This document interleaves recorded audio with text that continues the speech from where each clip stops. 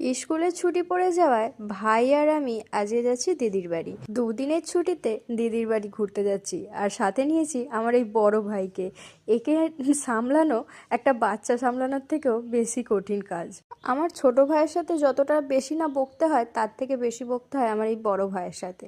তো যাই হোক, সেদিনকে আর সারাদিনে কোনো ভিডিও করা হয়নি।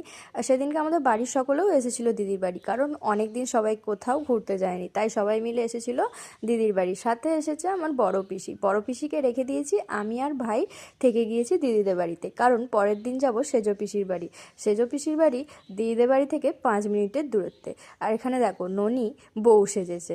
তো যাই হোক, সেদিনকে আর কোনো রকম ভিডিও করিনি। তারপরের দিন গিয়েছিলাম সেজ পিসির বাড়ি, আর সেজ পিসির বাড়ি থেকে সোজা এসেছিলাম বাড়ি। বাড়ি আসার সময় টুকটাক অল্প কিছু ভিডিও করেছিলাম, তো সেটাই তোমাদের সাথে শেয়ার করলাম। এই ছিল আজকের ভিডিও। কেমন লাগলো অবশ্যই কমেন্ট করে জানিও। চ্যানেলে নতুন হলে অবশ্যই সাবস্ক্রাইব করো।